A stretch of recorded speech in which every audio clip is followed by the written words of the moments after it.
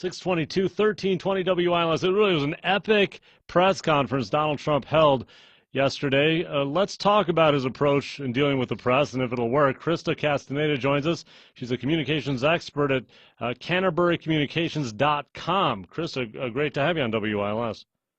Thanks. Good to be here. And what do you think? Obviously, he was very combative. He didn't let the CNN reporter ask a question. What do you think of the way he's dealing with the press at this point? Well, he's consistent in his methods, and, you know, he certainly has generated a ton of buzz about the way he's treating the press and, you know, the things he's saying and the things he's not saying. And generally, I think it's viewed to be a pretty haphazard approach. Okay, and what about the way the press is treating him then? Well, that's very interesting. You know, I was thinking back to some prior presidents, and a couple of administrations ago, I think there were some reporters who were on the do not call on list and didn't get to ask a single question for about 8 years. So I think that that's not all that different than some prior administrations, although perhaps Mr. Trump was a little more aggressive in explaining why he wasn't going to call on the CNN reporter. Okay. Do you think the press has earned this reaction from him in terms of the way they've been reporting about him? Now, that's hard to say. You know, it's like any spat between people. Who started it, who responded to it, and how did we get to this situation? I think they have had a fairly negative view of the president-elect and have been consistent in that and kind of dismissive. But, you know, they are the people who report the news to the citizenry, and so they're due some respect on that front. Now, probably should he change the way he's behaving with the press? At some point, he may find that he needs the press to get out his messages, and if so, then I think a different approach would be warranted. Well, what about Twitter? Is that not going to be enough? My opinion is that the people who are active on social media aren't the same people that you reach through the press, and your legacy is largely defined by the press and not the Twitter record. So those may be things he wants to consider. Okay, I mean, if the press has been essentially against you though for years now, how do you really change their mind on you? Well, like any relationship, it requires a different approach. You know, maybe he's going to have to hold more press conferences. Maybe he's going to have to answer a few questions a little more directly. Maybe he's going to have to use less combative terms. But there's no indication of that right now. His press secretary certainly came out swinging in this press conference. Do you think the press is truly unfair to Donald Trump? Truly unfair. Yeah, in the way, not only the way they deal with him directly, but even the tone of the way they cover his entire presidency so far.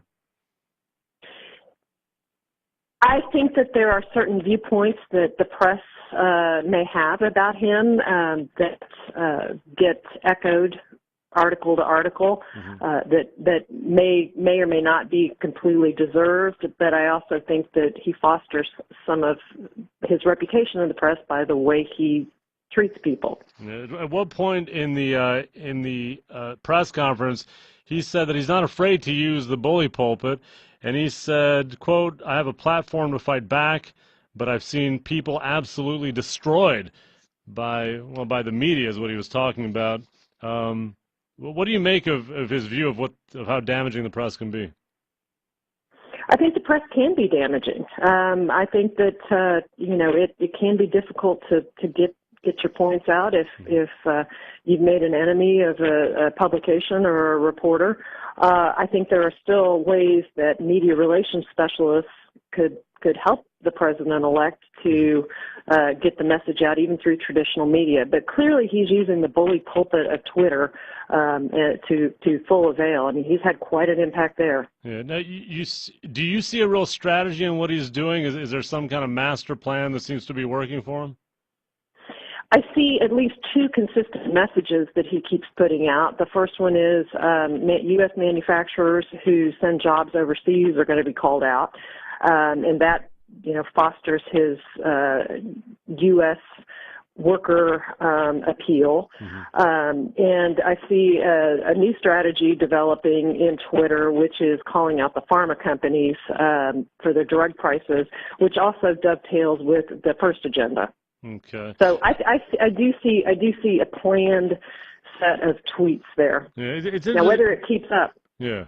It's a good question. Chrysta Castañeda with us here on WILS. It's CanterburyCommunications.com. Interestingly, though, the press has been, reporting his demise since the beginning, right? And it seems that when you talk to his supporters, they agree with him. They despise the press also. Is he somehow connecting with the people that really support him in the way he's behaving right now? Probably. I think that the press, separate and apart from Donald Trump, needs to revisit their relationship with the big square states in the middle of the country. They've been left to their, have their media institutions hollowed out, and I speak as somebody who's from big square state. They haven't had, attention paid to their issues and their needs, and because they haven't been served by the press, they're not listening to the press. So they are getting their news from someplace else, and that is apparently, Twitter, Facebook, and other websites that put out some messages that they've been hearing. And so you said in previous administrations there's been a same strategy of not calling on certain reporters. So do you expect to see the same thing from Donald Trump, like we saw with CNN yesterday? I think that it's entirely possible that will continue. Okay. Tell me, Chrysta, so when you look at, because in some ways some would say that he's just being himself. This is what he was when he ran. This is what he is as president. Is there any problem other than his, the perceived difference in style between him and Obama? Is there any real problem in how he presents himself? Well, look, he's never been president before. Only very few people have ever been president before. And so I imagine, like anybody who's presented with a brand new role in life, he's going to find that some things work better after he adjusts his approach. Some things maybe he's not going to be able to keep up the Twitter feed quite the same way when he's discharging all of the traditional roles of the president as well. All that remains to be seen. But I'm sure he's going to learn a few things and probably do a few things a little differently once he's actually in office. Chrysta Castañeda, it's CanterburyCommunications.com here on WILS. Thanks, Chrysta. Very, very glad to do it. Thank you. We'll be right back.